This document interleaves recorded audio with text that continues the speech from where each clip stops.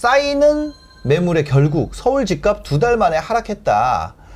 그렇습니다. 주택시장이 팔자가 사자보다 더 크다. 4주째 심화되고 있고, 특히 이제 동남권 같은 경우 서울 아파트에 이런 식으로 수급지수가 이렇게 되고 있고, 서울은 이렇게 되고 있고, 네, 그 얘기가 나오는 거죠.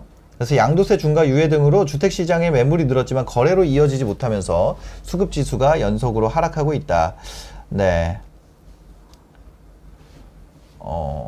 아실에 따르면 지난달 3일 55,653건이던 서울 아파트 매매 매물이 6만 건이 넘었다는 거죠. 그래서 11% 증가했다. 거기에 DSR 규제 적용 대상을 총 대출액 1억 원 초과 차주로 강화하는 방침도 7월에 대출 규제도 계속된다. 이제 그 저가 지역들 같은 경우가 지금 많이 하락하는 이유가 대출 규제가 없던 지역, 그 사실 고가 아파트들은 대출 규제가 이미 돼 있어가지고. 그렇죠. 예. 그렇습니다. 그래서 여기에 보면은 뭐 강남 4구가 있는 동남권 매매 지수가 낙폭이 가장 컸다. 이렇게 얘기를 하네요. 아무래도 송파구 쪽이 지난번에 네. 기사에도 봤지만 뭐 얘기가 많이 나왔고 그러니까 좀 사실 오름폭이 큰 곳일수록 또 떨어지는 네네네. 폭이 조금 크게 느껴질 테니까요. 서남권, 도심권, 서부권, 동부권과 비교해서 지수상으로는 동남권이 가장 높았으나 낙폭은 1.4포인트 떨어져서 매물이 많아졌다. 그래서 한국부동산원 가격 동향에 보면 3주 연속 보합이었는데요. 하락으로 전환을 했다. 근데 이제 올라가는 거는 용산, 동작, 강남, 서초 여기만 올라가고요. 나머지 13개구는 하락하고 그 외에 8개구는 보합세를 보였다. 그런 상황입니다. 지금 현재 네. 이런 상황이에요. 앞으로 이 하락이 더 늘어날 거라고 보시나요? 아니면은 어떻게 될까요? 저는 다시 돌려 세울 수 있을까요? 저는 예. 다시 돌려 세운다라고 얘기하게 되면 또 욕먹을 것 같긴 한데 네네네. 솔직히 말씀을 드려서 저는 이 하락폭이 네. 솔직히 지금 현재 사람들의 그 어떤 지금 뭐라 그럴까 행동하는 패턴으로 보게 되면 네. 하락세가 더 크게 이어지기는 어렵다고 봐요. 하락세가 이거보다는. 네. 왜냐면은 지금 현재 보게 되면 네. 결국 지금 뭐 많은 사람들은 뭐 금리 인상 얘기하고 뭐 얘기하면서 얘기를 하게 되는데 결국 그 상황에서 저는 사람들이 어떤 행동을 할 거고 지금 어떤 생각을 하고 있느냐 네네. 이것들을 좀 봐야 된다고 보는데요. 다주택자분들을 지금 현재 지켜보게 되면 그래서 굉장히 팔겠다라고 하는 분들이 분명히 있어요. 네네네. 있는데 오히려 그분들보다 일단은 내놓고 지금 분위기는 보되 좀 지켜보겠다. 안 팔겠다. 네네. 그리고 실제로 지금 뭐 일단 6월 1일이 지나버렸으니까 일단 지금 분위기를 보고 내놓겠다라고 얘기하시는 분들이 있을 뿐이지 네. 이분들하고 얘기를 나누다 보면은 뭐 엄청나게 팔겠다라는 생각이 생각보다 없는 것 같고요. 그 다음에 두 번째로 매수자 입장에서만 보게 되면 네. 매수자는 지금 어쨌든 뉴스 기사나 이런 것들에서 굉장히 지금 많은 그 분위기가 안 좋은 상황이 내려오고 있잖아요. 보여지고 있잖아요. 예, 맞아요. 이 상황에서 과연 집을 살까라고 생각하면 당연히 아무도 안 사요. 네. 그러니까 지금 이게 제가 볼 때는 이게 하락세로 진짜 전환이 되려면은요. 네네. 다주택자가 포기해야 돼요.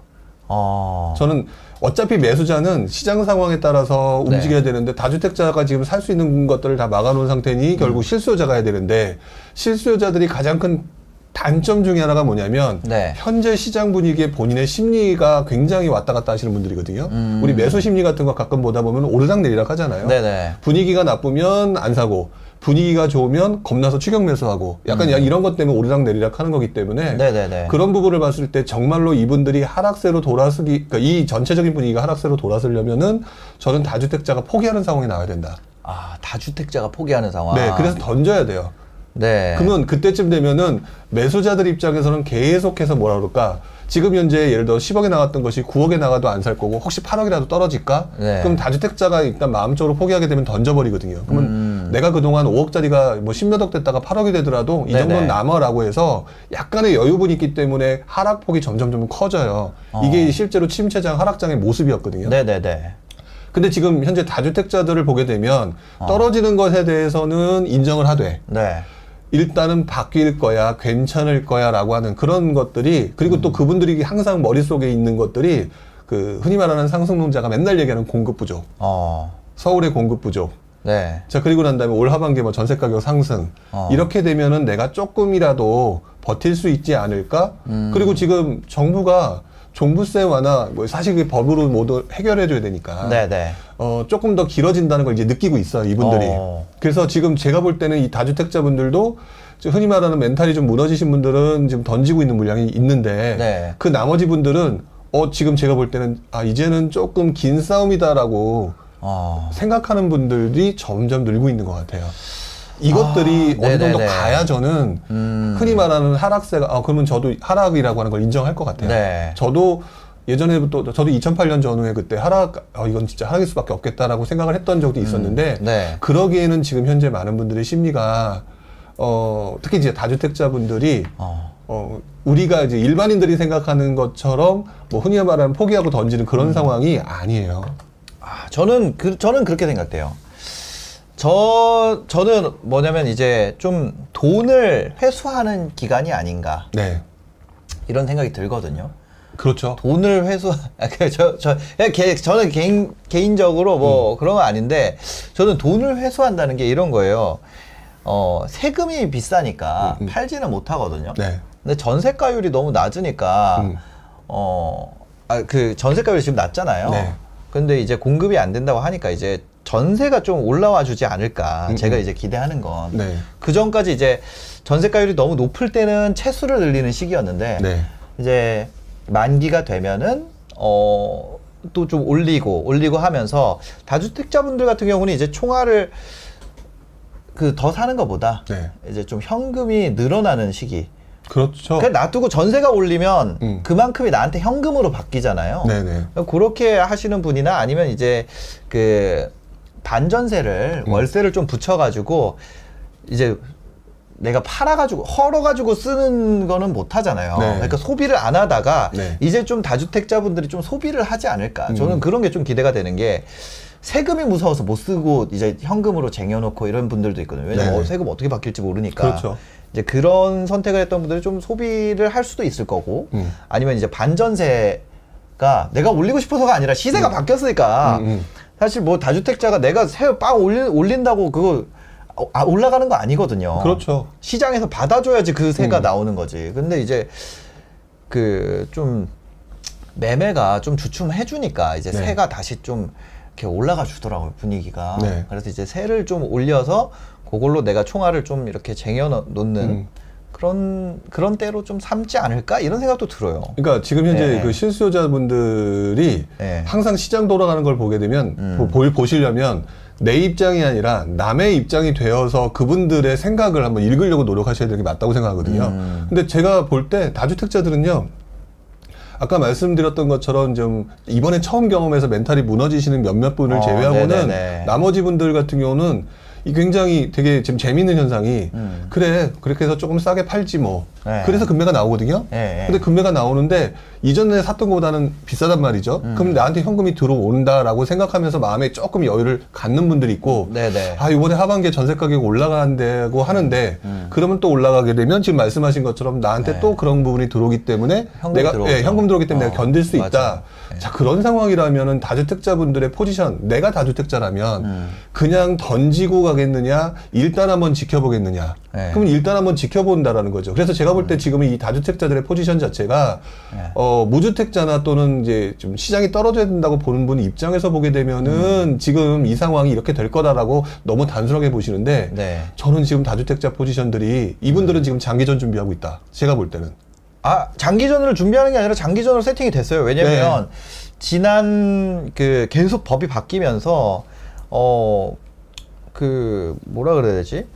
어떻게 됐냐면 그냥 얘기를 드리면요. 네. 제 입장에서는 네. 이런 거예요. 팔고 양도세 내고 남는 돈 있잖아요. 예를 들어 팔고 양도세 내고 남는 돈, 그거랑 네. 전세 올려서 받은 돈, 어차피 양쪽 다 돈이 들어오는 거 마찬가지잖아요. 그렇죠. 근데 두 개 비교해 보잖아요. 네. 그건 거의 쌤쌤이에요. 네. 그러니까 파는 선택을 하는 이유가 없는 거예요. 하기가 네. 애매한 거죠. 그렇죠. 그러니까 그 다음도 더 생각을 하는 것 같아요. 그러니까 그분들이. 예. 그러니까 그렇게 해서 이번에는 쌤쌤을 해. 예. 근데 내가 이걸 팔게 되면 다음에 살 수 있을까? 그러니까 팔면 못 네, 사요. 못 팔면 살 것 같다는 왜냐면 거죠. 파는 순간 예를 들어서 내가 A라는 주택이 있는데 이걸 팔았어요. 네. 그러면 내가 다시 살려면 여기다가 12% 넘게 얹어서 사야 돼. 네. 그러니까 내가 이거보다 주택 가격이 앞으로 12% 이상 오를 곳을 내가 발견해야지 이걸 팔고 다른 걸 살 텐데 네. 지금 주택 시장이 안 좋다 그러다 보니까 이걸 팔더라도 살 게 없어요. 그쵸. 팔고 뭘 살 거야? 팔고 그럼 현금 들고 있을 거야? 현금이 필요한 거면 내가 전세를 주면 되는데 이게 계속 순환. 그럼 팔 거면은 내가 왜 팔지? 내가 돈이 지금 필요한가? 아, 난 돈은 안 필요한데. 만약에 돈이 필요하다면 전세랑 비교를 해보자. 전세는 세금 안 받는데. 뭐 이런 거를 계속 그 안에서 그게 돌죠. 예, 예. 그러니까 사는 사람 내가 그리고 이런 거 있잖아요. 내가 왜 아쉬운 소리 하면서 팔아야 되지? 그렇죠. 뭐 이렇게 내가 팔아달라고 애원을 해야지 내가 팔까 말까인데 아쉬운 소리를 할 그거는 아니다. 네.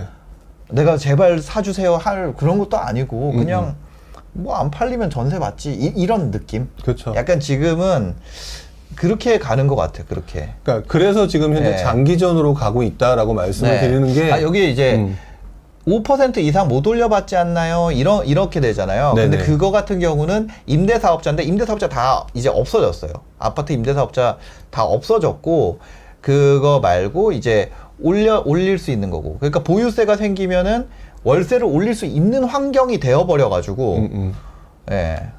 그런 거죠. 어쨌든 그 상황에서 네. 지금 그 다주택자들은 집을 안 사고 계시거나 뭐 집에 대해서 조금 관심이 없는 분들을 모르는 네네네. 나름대로의 그 어떤 대응 방안 그러니까요. 이것들이 지금 현재 존재하고 있어요. 그래서 네. 그 부분들 그 상황을 보면서 아 저분들이 저렇게 하는구나라고 했을 때 시장이 어떻게 될지라고 생각해 보게 되면 금리 인상되면은 항상 보면 뭐든지 우리는 정가한다는 표현을 쓰잖아요. 그런 것들도 나오고 그래서 제가 볼 때는 지금 다주택자분들은 지금 약간 포지션을 장기로 가야 되겠구나. 네. 포트폴리오 조정을 해야 되겠구나.